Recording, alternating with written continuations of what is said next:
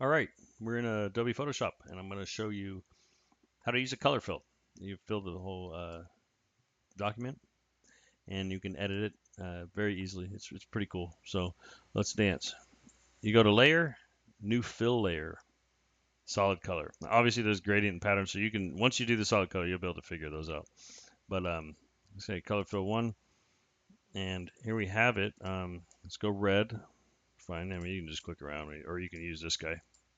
Um, okay, now we got blue. So that's cool. Now, one thing you're going to notice is this isn't a normal layer of just blue. It has a mask on it. That means that it's made a big blue area and then, it stuck it inside of this mask. That's what this mask is. But so to show you what that is, I have a little demonstration for you. Um, so I have this text layer. All it says is this text, but oops, I got to move it up here so you can see it.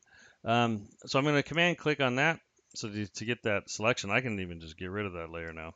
And it can be on here, and then I will, now it doesn't have a mask, I'm going to apply one. See, so it puts it inside of it. And then you can disable that here if you want and turn it back on. So this is all keeping it editable, which is really cool. And then you can just get rid of that and then delete the layer mask. And now we're back to having just the color fill that you can still double click, um, you know, make it red, oops, whatever. And there you have it. So that's a color fill layer. Hopefully that helped. It's one of those things if you just gotta know where to look.